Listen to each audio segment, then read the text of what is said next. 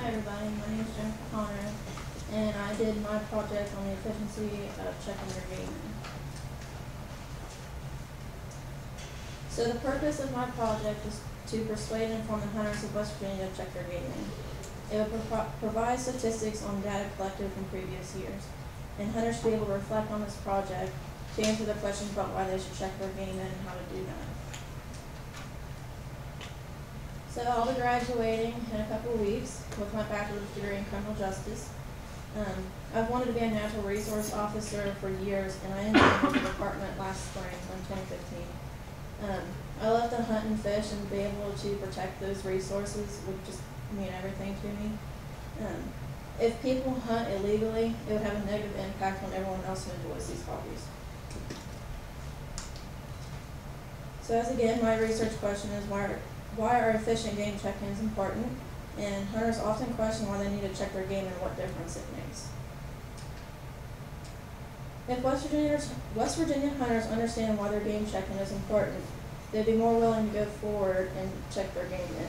A lot of hunters think that the check-in process is just the state wanting to be nosy, but in fact it benefits the hunters' future seasons.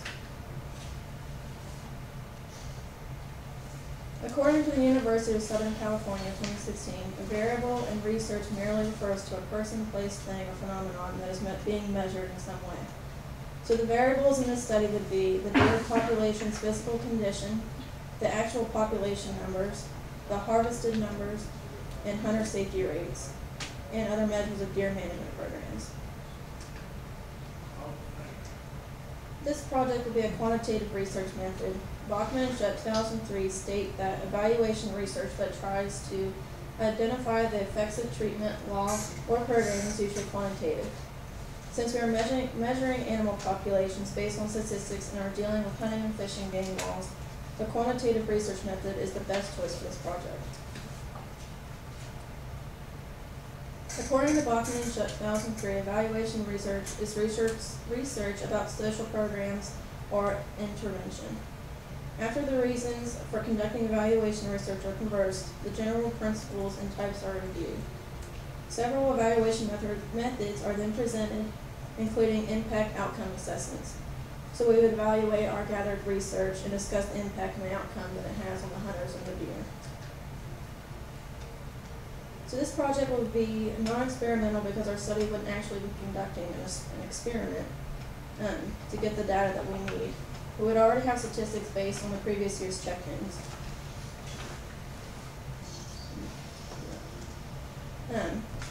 Bachman and Shutt explain how non-experimental research is where a researcher cannot control, influence, or modify the predictor variable subjects, but instead relies on understanding, observation, or interactions to come to a conclusion, and that's exactly what we do in this experiment involving the deer and the hunters.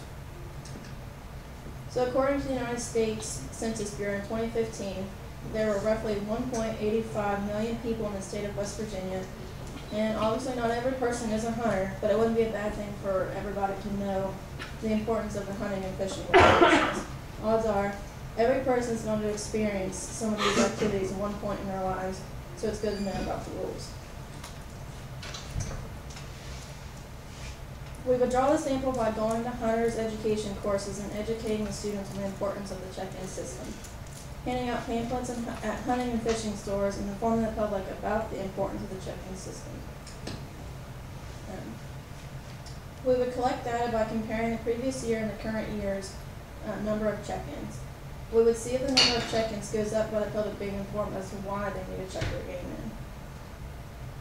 The only limitations to these methods would be that it's a unique and challenging process. It's hard to know if the information is completely accurate with how many deer were killed during the season because there are hunters who are uneducated on the laws in the check-in process, and they don't follow those laws, so they don't check their deer in.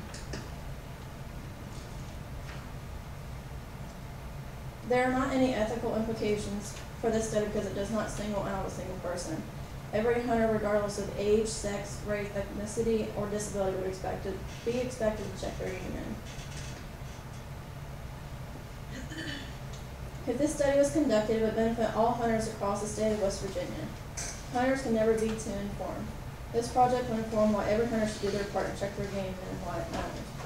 This study would recommend checking their game in because it helps gain a clear understanding of what the hunters want, the overall status of the game, and it helps improve the changes in length and timing of the seasons, the bag limits, and everything else that affects future hunting. Some simply do not want to check their game in because they think it's unimportant or they don't want to take the time to do it. Sometimes it's hard to get a deer checked in when you kill it right before sundown and the game check-in location closes at 5. It's kind of hard to track a deer, especially when it's dark, and get it cleaned up and loaded up while trying to make it to your check-in station. But now checking game in is easier than ever. You can still check in your game in a licensing agent. You can also check in your deer at 1844 West Virginia Check and the website, and I'll bring it.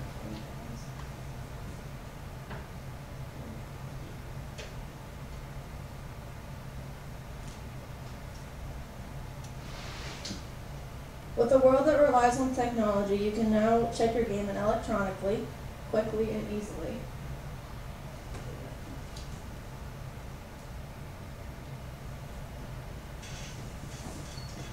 West Virginia Hunt 2016 states that hunters and trappers must obtain their DNR ID number before using the telephone game check-in option. Hunters must also create an account to check their game in on the electronic licensing and game check system.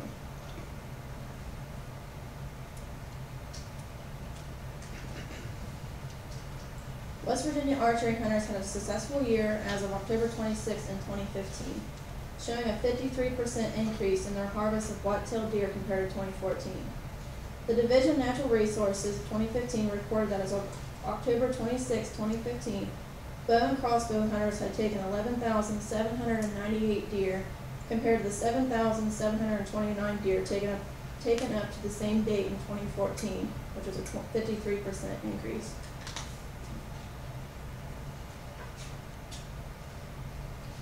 The count is available this early in the season thanks to the DNR's new electronic licensing and game checking system that went into effect that last year, according to Chris Ryan 2015, who's a supervisor of game management services for the DNR.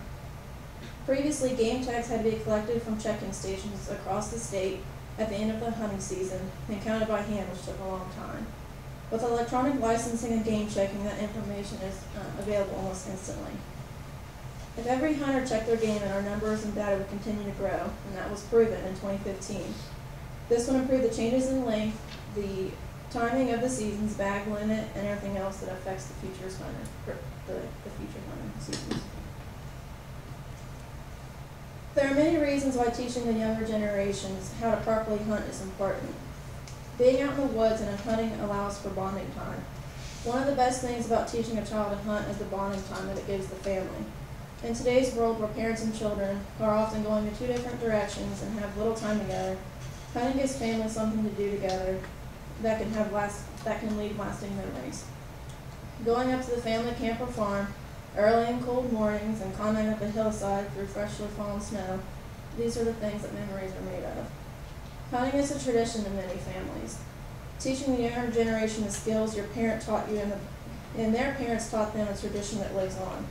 There's something special about knowing the skills and wisdom my dad has passed on to me. His grandpa taught him, and he's now passed on. Hunting also provides patience, respect, and responsibility. Sitting for hours in the cold where you can barely feel your feet, or letting a small spike walk right past you so it can live and grow another year. That takes a lot of patience. Taking the life of an animal and handling a weapon requires a lot of responsibility and respect. You have to respect the wildlife and the other hunters around you. You learn to give and take and value the sport of hunting and the value of the game. There's nothing like killing your first deer and the excitement that runs through you. It's unlike anything else. I still get excited when I see a big buck come across me in the woods. Watching the glee and the excitement on a hunter's face, knowing the work, patience, and skill that all had to come together for that moment is priceless. This study would get hunters thinking about their children and grandchildren and supporting the regulations in order to provide a safe and fun experience for their families. This study would also put things on a more personal level and allow the hunters to know that their input is needed in order to make hunting enjoyable. It's never just one deer. Every kill adds up. Every kill matters in order to keep the population strong, secure the future generations of hunters. So don't let our cherished sport die with the next generation. Get your kids away from video games and take them out in the field. They'll thank you one day.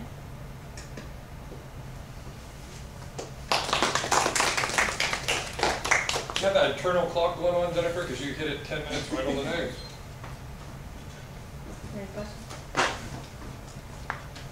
I guess I'll have a question, since I have one for everyone. What methods does the DNR use to track the deer population beyond what hunters are reporting, what they've caught? So that's the only thing. That's what they base their numbers off of. That's why it's so important to check your deer in. Because when people don't check a deer in, it's hard to guess how many deer there are. So if they don't check in, there may be an overabundance of deer that need lessened out. But if they don't do that, then So you're saying the previous year's check-in determines how they estimate the current year's right. herd. Yeah. And as we saw in 2015, with that new online licensing check-in system, it increased by 53%. And I know a lot of people in my family, they use that electronic gaming system because we hunt in Gilmer County and there's not that many check-in stations because you have to do it with the next surrounding county and there's not that many. So it really is hard to go, when you kill your deer, right next to sundown, trying to get it checked in. It's almost impossible.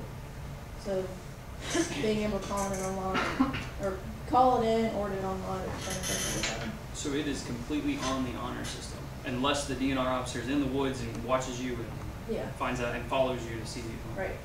That's why it's so important to do it.